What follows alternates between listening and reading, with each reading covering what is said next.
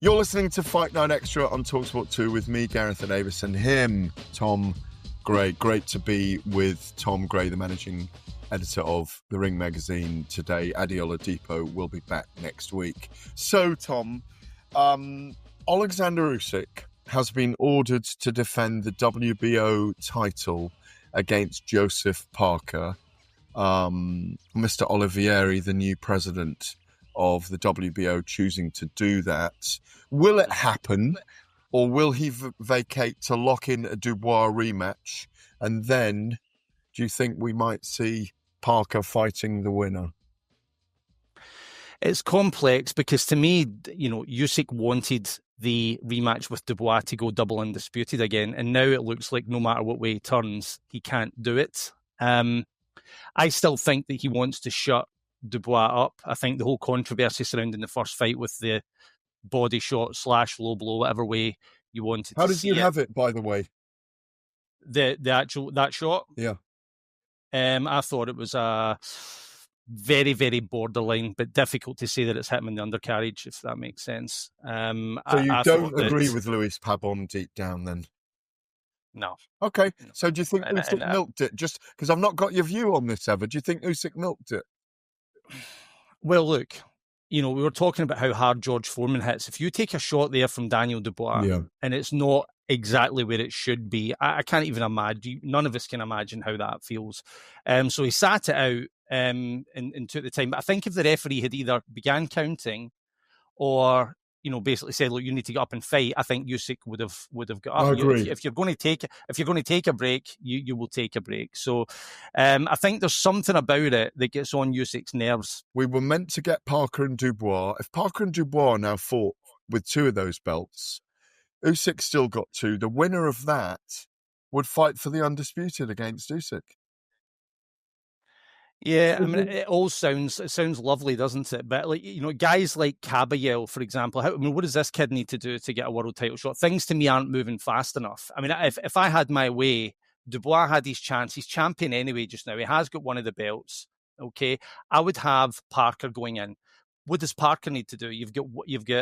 Let me get this right. Wilder, Usyk. You'd have Parker Usyk right now. No, I'd have Parker. Yeah, Parker Usyk. Yeah, I'm Parker with Usyk, you 100%. I'm with you 100%. Yeah, he's Daniel has got world champion. He's got there. Parker, to me, is a better fighter now than he was when he was champion, when he beat Andy Ruiz way back. I can't even remember the year. It must be 2015, 2016. Better fighter than when he fought Anthony Joshua. This guy deserves his chance. He beat Wilder against the odds. I think Zhang was favourite against him. Bacoli, okay, extremely late notice to say the least. But he took at those 3. But he took Yeah, he took it. Mm-hmm. He took it, and look at those 3 names. Yeah. Right? I mean, people are talking about Anthony Joshua getting a title shot. Now, it's kind of like George Foreman, Michael Moorer. George Foreman didn't deserve the shot against Michael Moorer. He got it because he was George Foreman. Now people are wanting Anthony Joshua to get a title shot because he's Anthony Joshua. I get it. But right at the minute, he's back of the line in terms of, are you entitled to it? No, he's not. The guy that deserves a title shot the most in my eyes is Joseph Parker. No, I agree with you. He's earned it. I mean, he's got to have... My understanding in the background is that he's got a big payday coming up that he's guaranteed. I've spoken to Spencer Brown and Andy Lee. I mean, I did a big story for you guys. You've read it. I mean, it's just about to come out, isn't it? And before... Well, it's not even announced yet, Usyk and Dubois, but the whole argument and argumentation from everyone, even though there's a storyline and a narrative for Usyk and Dubois to have a rematch, and Frank Warren is obviously pushing that, is Parker deserves the shot. He definitely... And Usyk's never fought him before. And Parker is an 18-stone heavyweight now. He's carrying it well. He's not... He's a very... accurate fighter now who sticks to the Andy Lee game plan. And what I love about Parker is Lee over 9 fights has grown with him as well. And we know how talented Andy Lee is and how meticulous he is about game plans. Okay. He's one of the best boxing minds in the world. Oh, there's no question about it as well. And one of the nicest men in our game as well. An absolute gentleman. If Usyk... Well, let's listen to Frank Warren for a minute, and then I'll ask you a question about it. Look, Daniel Dubois is the IBF champion. He's on a real roll. Mm-hmm. He fought Usyk, and there was a lot of controversy in that fight. It's a natural rematch. and the 4 belts will be on the line. And I think that's the direction. I'm just got to be honest, the direction I would prefer to go, because I think it's a bigger fight. I think it fills up Wembley, or if we go to Riyadh, it's a huge fight. And the winner of that fights Joe Parker, because the WBO fight title is the next in line for the mandatory defences. So Joe's in there, and we give Joe a fight in the meantime, and whatever happens, he's got the winner and fighting for the 4 belts. So Frank Warren tells us that it'll be Usyk versus Dubois with Parker to fight the winner. Should Parker fight in the interim if he's going to have to wait till, what is it? Maybe almost 10 months to fight someone, because they're not going to fight immediately. There could be injuries and so on and so forth. But maybe it's to his advantage if Usyk beats Dubois a second time, that Usyk will be even older. Well, yeah, I mean, Usyk to me though is extremely fresh. You know, so many of his he has had battles of attrition, don't get me wrong, but he lives the life, and I think there's still plenty left in the tank, particularly if he's in against a significant challenge. He's just so professional. Andy Lee will not encourage a 10-month layoff. I don't think Joe would either. He will want back out. The problem is, if you look at those last 3 fights, you've got Wilder, you've got Zhang, and you've got Bakole, right? Every one of them elite level heavyweight. If you keep doing this, he's going to run out of luck. And can you imagine the conversation, how close this guy is to a world title fight, and then he just has an off night and he loses, and he falls back down the list again.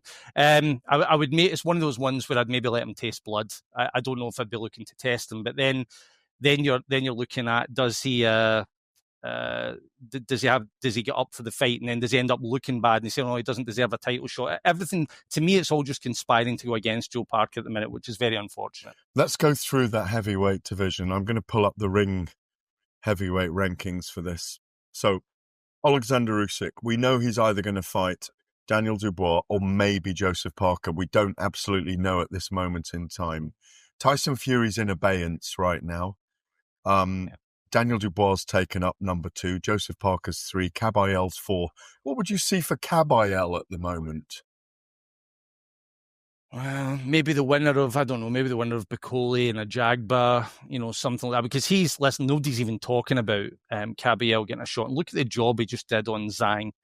And then the fight before that, I always blank on this. I want to say Makhmudov or whatever the guy's name. Frank Sanchez. He beat him, but then he beat Makhmudov in he was brilliant an undercard in Riyadh. Absolutely brilliant. Right? Yeah. This guy as well. It's kind of like Parker, where what does he need to do? Everything's going on above these guys, and they can't get in the mix. So I don't want to see them fight each other. I think that would be completely unfair. I want them to get their title shot. The problem is Usyk holds so many of the belts at the minute, which is a good thing. Because you really only have, with all respect to Daniel Dubois, Usyk as the champion, and we all know it. If the titles were more fragmented, these guys would probably get a shot easier, but it's waiting around for the right thing to happen. Difficult for Kabayel at the minute. His brain trust will want him to get a title fight, so I can't see him fighting Joe Parker. It's going to have to even be though it's a great contender. Fight, by the way. It's brilliant. Brilliant but fight. what I'd like to see those see two is fight each other for a world title, because it merits that. Yeah. But what I a vacant. Yeah, exactly. Yeah. What I understand in the background is that they're looking to get Kabayel in a big fight in Germany to try and resurface that kind of big stadium feel. There was even talk at one point about him fighting, you won't like this, fighting Vladimir Klitschko in a fight in Germany for one. I know, I roll. Well done, you did the right thing, you rolled your eyes. Yeah, but I think you've been to fights in Germany. It's got a big market if the opponents are right. And I think Kabayel's become a little bit of a German star right now. I remember going there probably 10, 12 times for Vladimir Klitschko's title defenses against all those Americans that came over that never believed they could beat him anyway. And David Haye, of course. And a certain Derek Chisora against the other Klitschko brother. That was fun that night when Haye and Chisora gave us a little bit of history, let's say, that ended up in them fighting. Anthony Joshua's at 5, Zhilei Zhang's at 6, Bakoli's at 7 and Ajagba's at 10. We've got Bakoli and Ajagba fighting on the undercard of Canelo and Skull in Riyadh. That'll be great fun. I think Bakoli's the favourite for me in that one. Yep. We've discussed Cabell. So Joshua, Zhang, Hrgovic, Fabio Wardley's going to fight somewhere in a stadium in the UK against a big name American, I'm being told. It's not announced yet, but it will be fun when it's announced. Yep. So what do we do with Joshua and Zhang and Hrgovic? Well, Hrgovic is in with Joyce, isn't he? Joyce. Yeah, I was going to say there, actually, just to backtrack for a second. I think Cabell against the winner of Joyce and Hrgovic is a decent fight. That keeps that section moving, at least. And I would favour Cabell against any of them. Joshua is in a unique position. Like, these guys, like Parker and Cabell, they can't get a title shot. Anthony Joshua could literally sit back, let this play out, and someone will eventually turn around and say, let's give Anthony Joshua a title shot because he sells out a stadium, or, it's going to be a massive event. Whoever he fights, like they can repackage this and make it like we can rebuild AJ, we can do it again, and people will gravitate towards it because now he almost comes into many of these fights as an underdog, or a lot of people really, really worried that he's going to get chinned. But that's the benefit of being Anthony Joshua, who is a product and a commodity, and let's face it, an amazing prize fighter. He's a great fighter. I need to watch my terms there. He's a terrific fighter, and I can see him getting another title shot. It wouldn't surprise me if Joshua got a title shot before Cabell. Or before Parker. I mean? Because imagine if Dubois beats Usyk, and I don't think he does beat him, by the way. Don Charles won't like me for that, and he can rag me out for another half an hour. That if Dubois wins, even if it's a close fight with Usyk, they may do it again, of course, and have a trilogy. But yeah, Joshua's in line for a rematch with Dubois at some point as well, so he could get that title shot. Like you say, this is a sport, but it's also a business, and it will always be a business. And Anthony Joshua is big business. The fight with Fury is still one of the richest fights in the world if they can get both men in a ring together any time within the next, let's say, 12 months. They may not. I mean, we've lost Joshua and Wilder. I mean, it's one of the things I was advocating after Joshua lost to Dubois. If he wanted a fight that would definitely sell and a comeback fight, Wilder looks like he can't pull the trigger anymore. But Wilder against Joshua is a fight from the era, like a Bowe versus Lewis that we never got. Yeah. It's a fight that could be made, isn't it? I love that fight. I think we've got a better chance of seeing that this year than Joshua and Fury. I don't think Tyson fights in 2025. I'm not 100% he fights again. I would say 2026, when everything's died down, you might get him back for one, which would conceivably be Joshua. Say if he beat Wilder and his stock goes back up a bit, and there's more demand for it. But yeah, I'd still. I don't know whether I'm sick for it, but I would still love to see Joshua against Wilder. I think, it's a schedule it for 3 rounds and it's still not going the distance, right? Final one on this with the heavyweights, Tom. Moses Itauma, I've spent a bit of time around him, I'm sure you have. He looks to be like a savant, a young savant in boxing. We haven't seen him under pressure and we haven't seen him clattered yet. And I'm not saying I want to see the young man clattered, but we need to know, in terms of our barometer, whether he can take a clattering, whether he can go into the trenches and recover, all of those kind of things. What's your take on Moses? My take is, I think his ceiling is enormous. World champion, unified, undisputed. It's all within his grasp. However, there is absolutely no rush. There is this thing where, because he is so spectacular in terms of speed and skill, let's get him in there just now. And definitely a prodigy. Look back, he's definitely a prodigy. Yeah, absolutely. He's got it all. But if we can profit by others' mistakes, and I always felt that Anthony Joshua was slightly rushed, as in he was a stadium fighter within 16, 17 fights. I can't remember which. 16. And what happened there was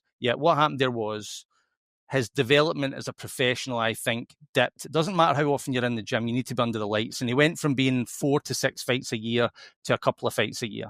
And then when you get tested, when you have your moment, like against, say, Andy Ruiz, and everything capitulated, who's to say if Joshua had stuck around and like European level for an extra year and a half to 2 years, they wouldn't have dealt with that differently. They wouldn't have given his belts to Andy Ruiz to hold it at the weigh-in, or that he wouldn't have capitulated in the fight the way that he did, or that, I mean, if we look back at the rematch with Usyk, and a lot of people forget this, Anthony Joshua wasn't far away from winning that fight. I had him against 5-4 up after 9, by the way. Very close. Usyk swept the championship rounds, essentially. He stole them, didn't he?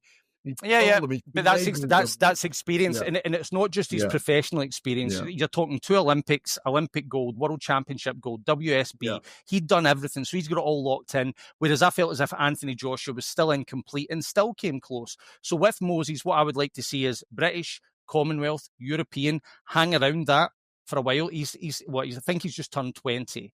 But there's this thing where let's get him in there right now. But once you do that and he becomes world champion, there's no going backwards. He will fight considerably less. There's a chance that he doesn't develop as much. I mean, everything that he did as an amateur was in the juniors, right? He doesn't have Usyk's amateur pedigree or anywhere close. Everything is as a professional. And like you've referenced, I want to see him take a direct hit. That's what we need to see. All right. I'm very quickly, because we're going to go and get Tyson Gallagher on the phone with us, or on the Zoom with us. Going through the top 10 here very quickly. Does he beat Efe Ajagba? Moses? Yeah. Probably does. It's not the issue.